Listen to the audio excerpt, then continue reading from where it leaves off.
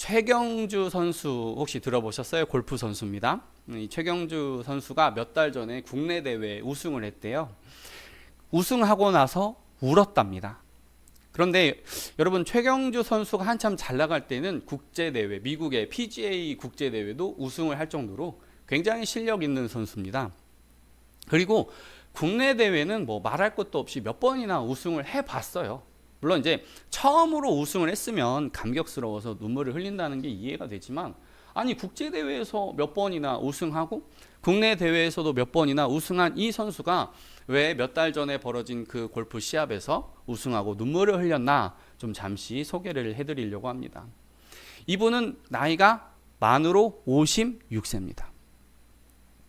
골프 선수들의 현역 나이는 20대에서 30대입니다. 그래서 한번 딱 하고 볼을 치면 30m 정도 거리가 차이가 난대요. 그러니까 두세 번만 치면 거리가 확확 이렇게 차이가 나기 때문에 방향을 잘못 맞추면은 굉장히 우승하기가 힘든 거예요. 무슨 말인지 아시겠죠? 한번 칠 때마다 30m 정도 거리 차이가 나기 때문에 방향이라도 잘못 맞추면 우승하기가 너무 어려운 거예요. 그런데 한번 딱 하고 때렸는데 그 볼이 도랑 쪽이 있는 방향으로 가더래요. 이분이 장로님입니다. 그래가지고 하나님 어떡하죠? 이분은 이제 자신의 달란트는 골프밖에 없다고 생각하고 승리함으로써 하나님께 영광 돌리고자 하는 그런 마음을 가지고 계세요. 근데 볼이 도랑으로 갔어요. 도랑으로 가가지고 하나님 어떡하죠? 그런데 그 도랑에 가보니까 그 도랑 가운데에 섬처럼 조그맣게 올라와 있는 그 지역 잔디 위에 볼이 예쁘게 있는 거예요. 그래서 이 최경주 선수가 속으로 뭐라고 생각했냐면, 하나님이 저기에 가져다 놓으셨구나, 그런 생각을 했답니다. 그리고 나서 그 위기를 벗어나고 연장전을 가서 접전 끝에 끝내 우승을 했대요. 그래서 하나님께 감사의 눈물을 흘리지 않았을까 하는 그런 기사를 본 적이 있습니다. 자, 우리가 무슨 일을 하면은 어려운 일을 많이 만나요. 제가 말씀을 묵상하다가 갑자기 떠오른 간증이 있는데, 제 교구에 신앙이 좋으신 권사님이 있었어요. 그래서 매번 그 구역장 모임에 매주 나오시는 그런 신앙 좋은 권사님이 계셨는데, 남편분이 이제 심장에 문제가 생겨서 이제 막혔대요, 여기저기. 그래서 스텐스 수술, 막 심장에 있는 혈관에 막힌 부분을 이렇게 빵 하고 뚫어주는 그런 스텐스 수술을 이렇게 받으시는데, 하도 이렇게 좀 술 담배 좀 하셨던 것 같아요. 그래서 이게 많이 막혀 있어가지고 연세도 많으시고 해서 의사분이 2번이나 마음의 준비하시라고, 돌아가실 수도 있다고.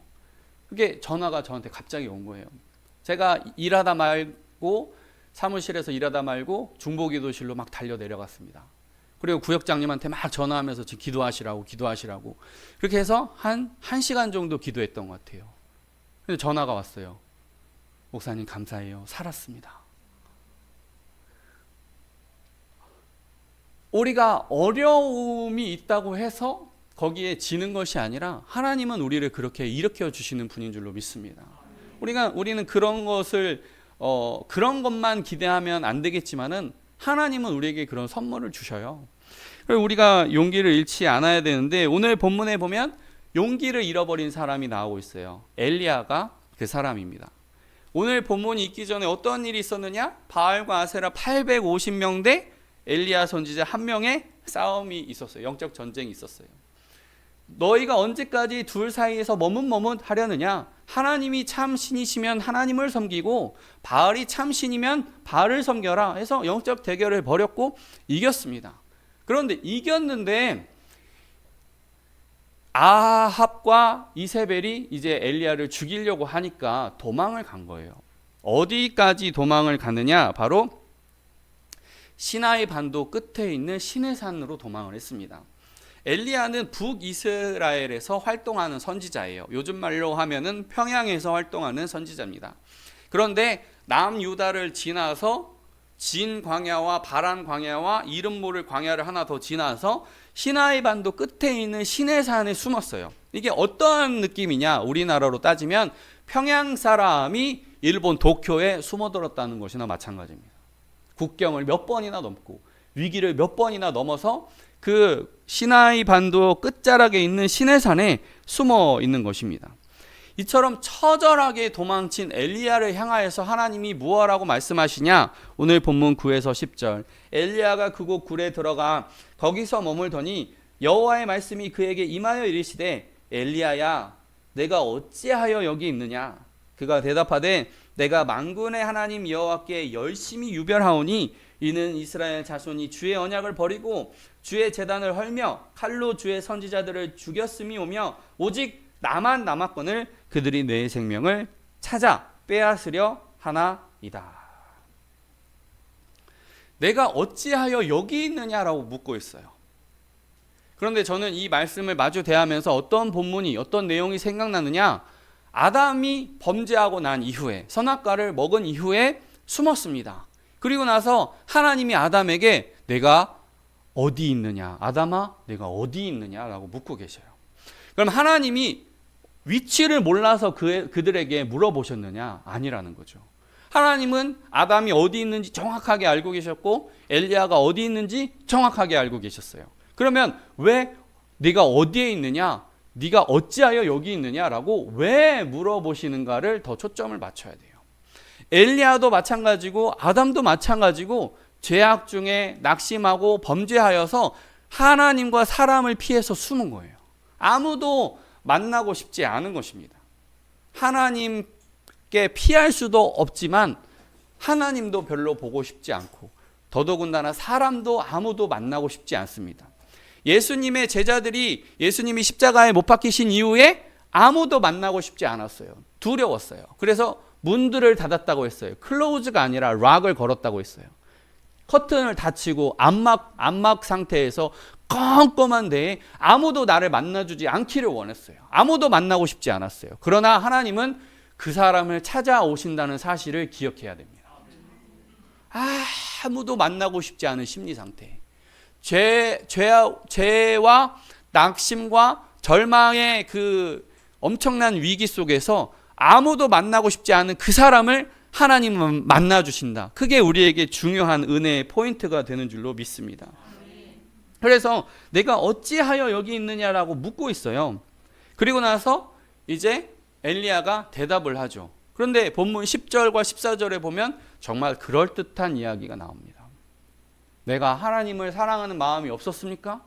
열심히 유별했습니다. 다른 사람은 행하지도 못할 정도로 바알과 선지자 앞에 가서 그 850대 1의 영적 싸움을 싸우고 하늘에서 기도하여서 불기둥을 내리고 그 엄청난 하나님을 사랑하는 열심과 유별함이 있었는데 그 아합과 이세벨의 군대가 여호와의 제단을 무너뜨리면서 선지자들을 잡아 죽이면서 심지어 단 한 명 남아있는 나까지 죽이려고 하길래 내가 여기 도망 나왔습니다. 여러분 정교하지 않습니까? 논리가 너무 정교하잖아요.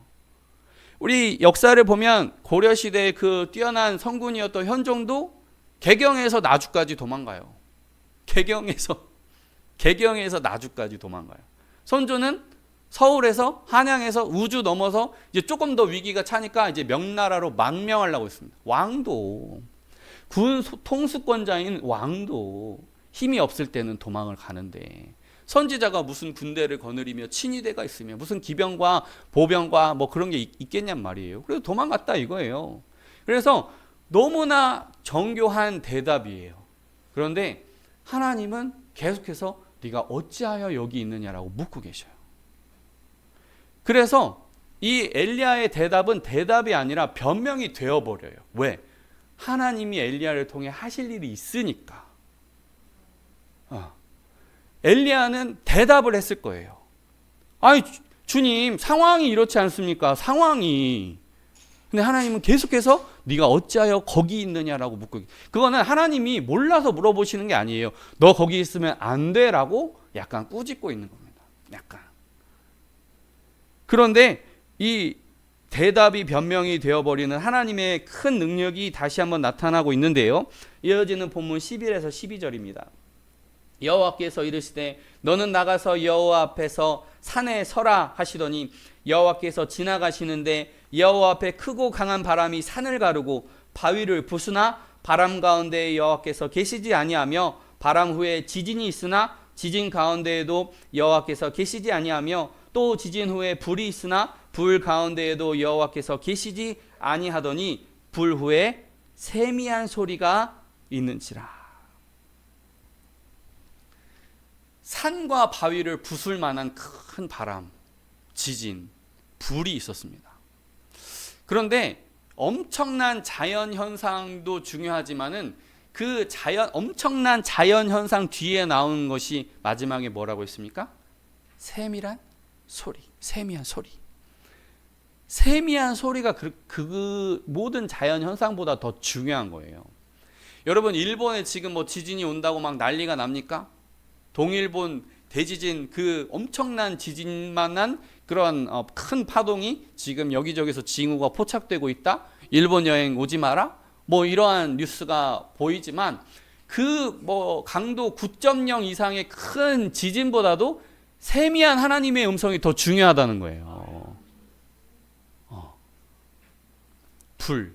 모세가 봤을 때 타고 있는데 타지 않는 떨기나무, 그 기이한 현상도 중요하겠지만은 하나님이 함께 하신다는, 하나님이 임재하신다는 하나의 사인, 신호지만은 그보다 더 중요한 것은 내게 들려주시는 세미한 하나님의 음성입니다.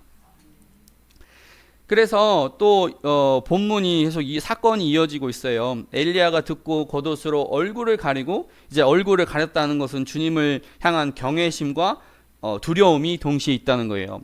나가 굴 어귀에, 굴 앞에 섬에 소리가 그에게 임하여 이르시되 엘리야야 내가 어찌하여 여기 있느냐. 그가 대답하되 내가 만군의 하나님 여호와께 열심히 유별하오니 이는 이스라엘 자손이 주의 언약을 버리고 주의 제단을 헐며 칼로 주의 선지자들을 죽였음이오며 오직 나만 남았거늘 그들이 내 생명을 찾아 빼앗으려 하나이다. 본문 10절과 14절이 너무 비슷해요. 너무 똑같아요. 그러니까 지금 엘리야의 심리 상태는 뭐예요?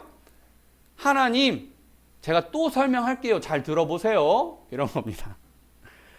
하나님 잘못 좀 잘 이해를 못하신 것 같은데 제가 또 설명을 할 테니까 잘 들어보세요. 이런 겁니다. 그러지 않고서야 똑같은 말을 반복해서 할 필요가 없는 겁니다. 그러나 여러분 한번 잘 생각해 보십시오. 말귀를 못 알아듣는 존재가 엘리야입니까? 하나님입니까? 아니 하나님, 아니 좀 아까 전에 얘기했잖아요. 또 한번 들어보세요. 10절에 아까 얘기했잖아요. 제가 좀 전에 얘기했잖아요. 저밖에 안 남았다니까요. 저까지 죽어버리면 어떻게 하라고요? 엘리야가 똑같은 말을 2번 반복하는 이유는 하나님이 내 말을 이해를 못했다고 생각하는 거예요. 하나님이 내 말을 이해를 못했다. 하나님이 좀 똑똑하셔가지고 말귀를 알아들으셨으면 하나님이 응당 나에게 적당한 조치를 취해 주셔야지. 하나님 나를 좀 손잡아 주시고 위로를 해 주셔야지. 하나님 저한테 왜 그러세요? 그런 이야기가 있어요. 그런데 하나님께서는 엘리야에게 새로운 사명을, 새로운 일을 주고 싶어 하셔요. 중요한 포인트입니다. 네가 어찌하여 여기 있느냐라고 몇 번이나 물어보신 이유는 하나님께서 엘리야에게 새로운 일을 주고 싶어 하신다니까요. 우리는 일상을 살아가니까 뭐 직장 다녀오고 사업장 다녀오고 일주일이 반복되는 것 같고 늘 치워야 되는 설거지와 음식물 쓰레기 막 그런 게 있으니까 다람쥐 쳇바퀴 돌아가는 것 같은데 하나님은 저희에게 새로운 일을 주시는 걸 좋아하십니다. 새로운 일을 뭔가 주시고자 하셔요. 제가 예전에 열방교회에 있을 때 4.14 생활관을 이렇게 함께 사역을 동참을 했습니다. 4.14 생활관은 월화수목금 평일에 우리 그 사랑하는 아동부 초등부 아이들을 이제 독서지도 하고 학습지도 하고 수학 같은 것도 좀 이렇게 풀게 하고 그 다음에 중간중간에 암송도 하고 설교도 듣고 이렇게 해서 다니엘처럼 지성과 영성을 풍부하게 하는 그러한 시간을 하는 거예요. 그 4.14 생활관을 하는데 제가 일주일에 한 번 아무도 없는 시간에 그 의자 한 100개 정도 되는 거 막 다 치우고, 이 공간에 한 10배 정도 될 거예요. 그거 의자 다 치우고, 빗자루질 하거나 청소기 돌리고, 땀 뻘뻘 흘리고, 의자 다시 원위치, 테이블 다시 원위치 놓고, 테이블복 깔고, 그렇게 땀 뻘뻘 흘리면서, 그때 저를 도와주셨던 이 전도사님도 계셨지만, 아무튼 그 공간을 막 청소를 하고, 그 다음에 채점하고, 또 학습지도 위에서 코멘트도 달고, 그리고 나서 주일 준비하고, 그 다음에 또 한참 이제 신혼이기 때문에 집 관리도 꾸미는 것도 막 다 하고, 택배 같은 것도 다 받고, 볶음밥도 만들고 설거지도 하고, 막 집안일 다 하고 TV 조금 봤어요. 1시간을 보고 났는데 시간이 너무 많이 남았어. 또 한 편 봤어요. 2시간 정도 봤어요, TV를. 2시간까지 다 봤는데, 어머, 이제 할 게 없네. 할 게 없는 거예요, 할 게. 할 수 있는 모든 것을 다 했는데, 밥도 만들고 과일도 사다 놓고 할 수 있는 걸 다 했는데 시간이 남는 거예요. TV를 2시간을 보고 나서 제 안에 공허함과 허무함이 몰려왔어요. 주님, 다른 남자들은 할 일이 많아가지고 퇴근을 못 해가지고 막 그러는데, 주님, 저는 왜 이렇게 한가롭습니까? 주님, 저에게 일을 주십시오 하면서 누워서 막 울었어요. 주님, 저에게 일을 주십시오. 여러분, 울면서 기도하면 반드시 이루어집니다. 울면서 기도하면 반드시 이루어져요. 그 다음부터 큰은혜 교회를 가가지고 지배를 못 들어. 새벽까지 설거지하고 막 행정실 막내하면서 큐티진 만들고, 막 교구 맡아주고, 33살에 교구 맡겨주시고, 중등부하고, 영화부 펑크나니까 영화부 가서 설교하고, 아기 기도할 때 그 선물 막 알람 맞춰놓고 정신없이 뛰어다니고. 정말 중요한 결론. 하나님은 눈물로 기도한 기도는 반드시 들어주신다. 주님, 제가 일이 없습니다. 저에게 일 좀 주시옵소서. 일 속에 파묻혀가지고 정신없이 지내요. 그래서 우리 소희 쳐다보지도 못하고 컸어요, 소희. 그래서 소희랑 저랑 조금 지금도 대면한 감이 있습니다. 둘째는 제가 손 이렇게 하면 턱을 이렇게 갖다 대고, 아빠랑 지낸 시간이 있으니까 엄청 또 살갑게 지내고.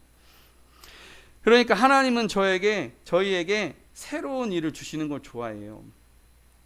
우리가 성경에 보면 달란트 비유가 있는데, 저는 달란트 비유가 너무너무 좋은 것 같아요. 우리가 열심히 살아야 될 이유를 설명해 주고 있어요. 달란트 비유. 달란트 비유에 보면 한 달란트 받은 자는 그 달란트를 땅속에 묻었다고 했어요. 이 돈 잃어버리면 주인이 혼낼까 봐, 잘못되면 주인한테 혼날까 봐 땅속에 묻었다고 되어 있어요. 5달란트 받은 종, 2달란트 받은 종은 즉시 나가서 장사했는데 성공했다고 되어 있어요. 여러분,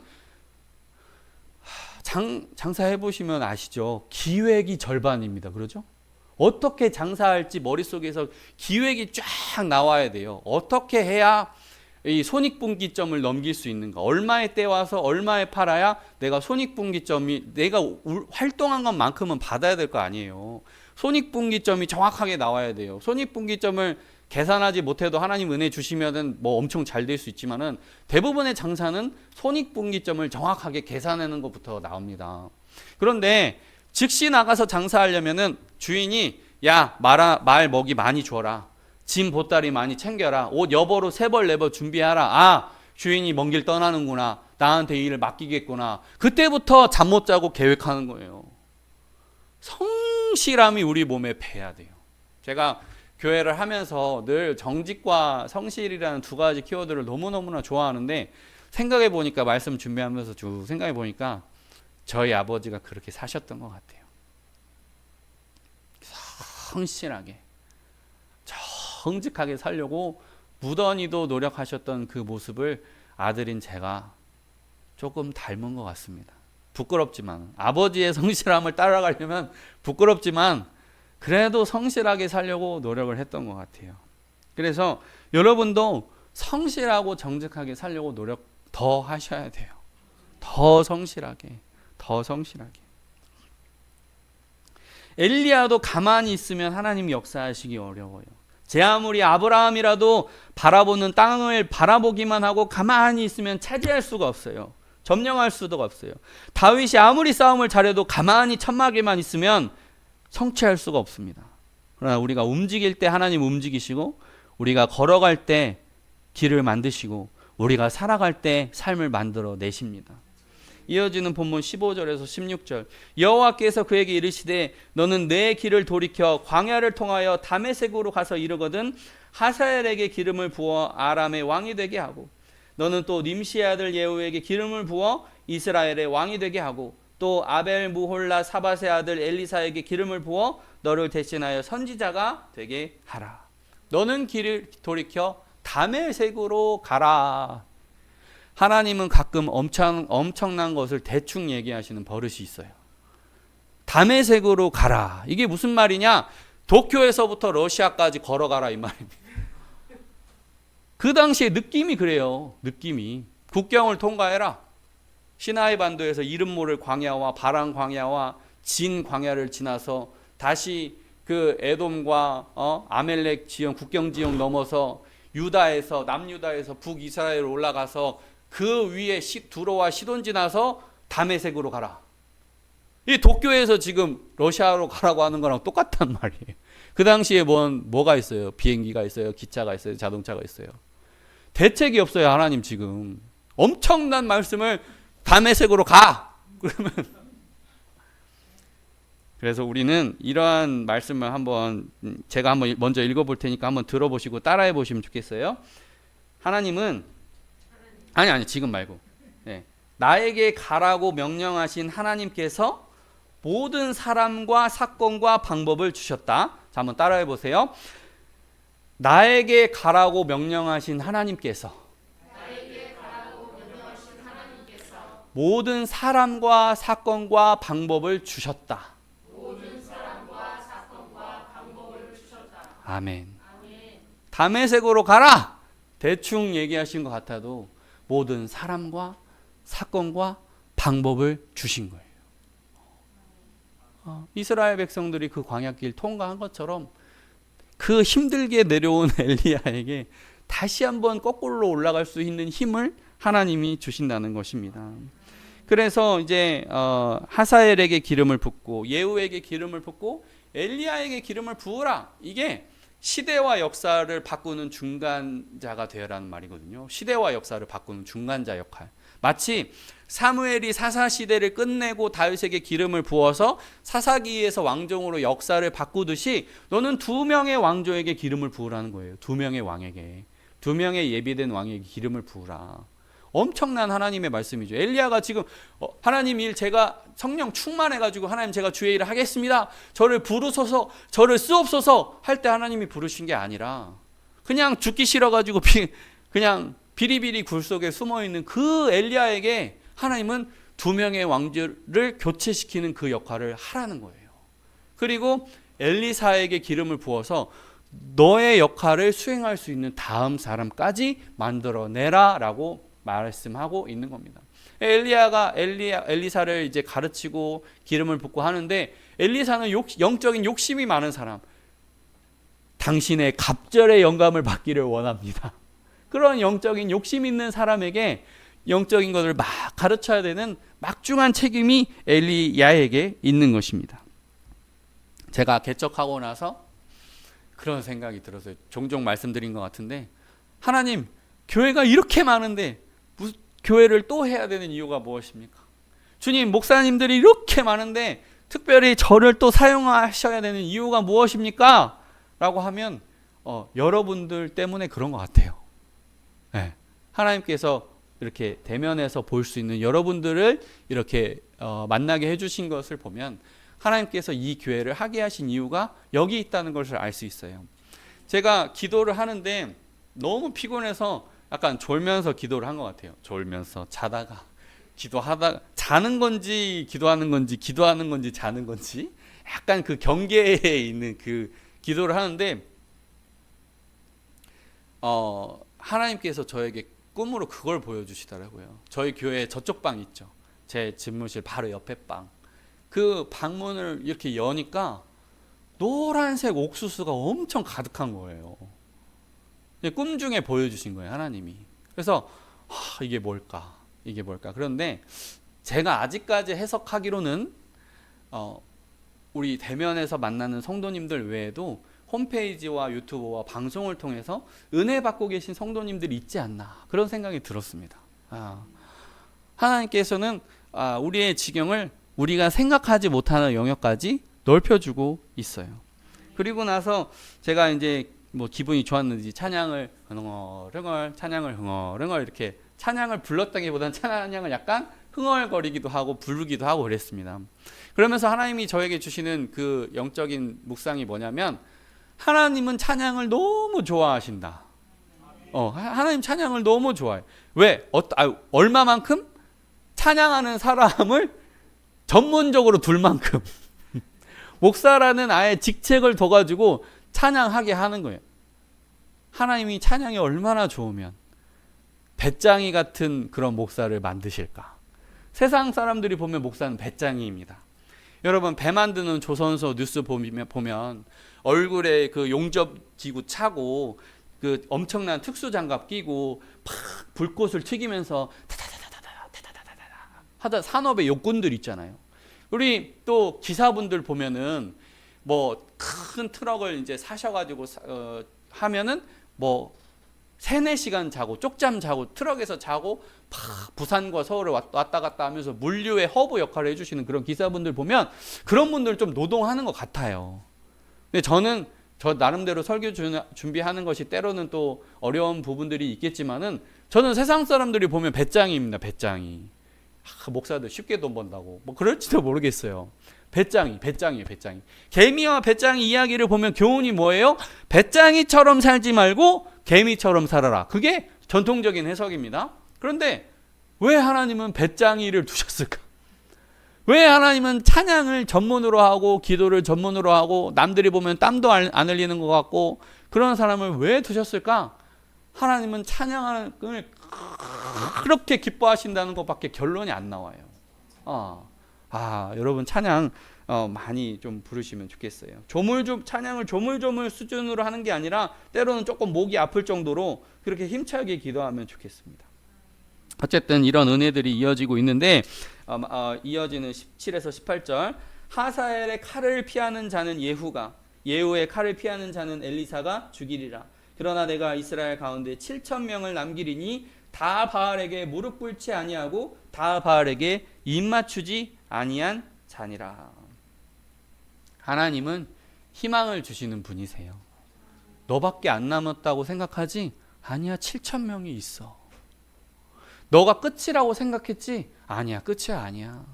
너와 같은 자가 7,000명이나 있어. 바알에게 무릎 꿇지 않은 그런 하나님 앞에 성실함과 진실함으로 하나님을 섬기는 그런 사람이 많이 있어. 그렇게 하나님은 그 사람의 시선을 고정을 시키는 거예요. 희망을 향하여 시선이 고정되도록 하시는 거예요. 제가 아이 뮤지엄이라고 하는 미술관에 갔거든요. 최근에 이제 아이들 때문에 그런 미술관에 갔는데 앙리 마티스라고 하는 그런 굉장히 유명한 화가예요. 피카소가 나의 인생의 나의 미술의 스승이자 라이벌이라고 할 정도로 앙리 마티스 화가가 있습니다. 피카소는 형체를 특이하게 틀어서 그림으로만 상상하는 것이 아니라 내 상상을 그림으로 모양을 변형시키는 거라면, 그 앙리 마티스는 색감을 변형시켜서 그 화가가 생각하고 있는 그 사람과 사물의 특징을 색깔로 막 쏟아붓는 그런 그러니까 한마디로 말하면 피카소한테 영감을 준 그런 화가예요. 그 나중에 한번 보시면 좋겠어요. 앙리 마티스. 그런데 그 앙리 마티스의 작품을 보고 있는데 어두컴컴한 환경에서 작품을 환하게 비춰주는 조명이 있는 거예요. 그래서 제가 이렇게 봤어요. 조명을 바라봤는데 조명이 너무 불쌍한 거예요. 여러분 이해가 잘 안 가시죠? 제가 좀 감수성이 예민해서 그래요. 그 조명을 사람이라고 생각해봐요.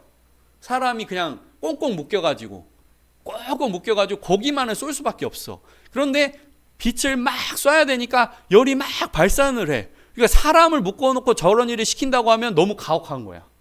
좀 이해가 안 되시죠? 상상을 해보면 그렇다는 거예요.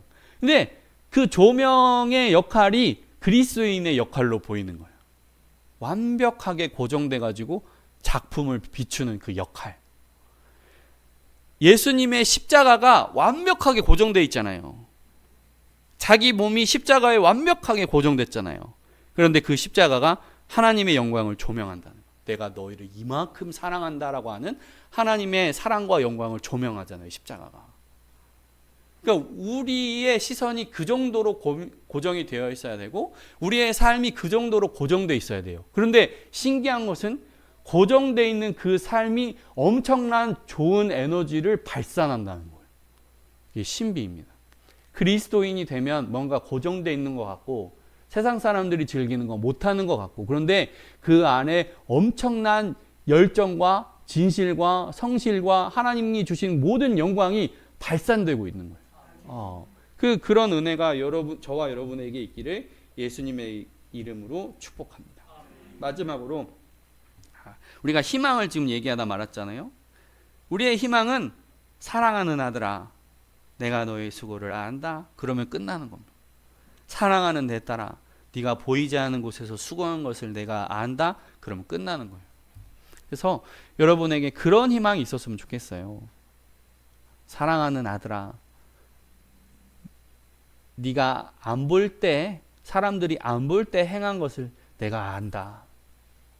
사랑하는 딸아, 네가 사람들이 안 볼 때 나를 위하여 한 것을 안다. 그것이 저와 여러분의 큰 소망이 되시기를 예수님의 이름으로 축복합니다. 아멘. 기도하겠습니다.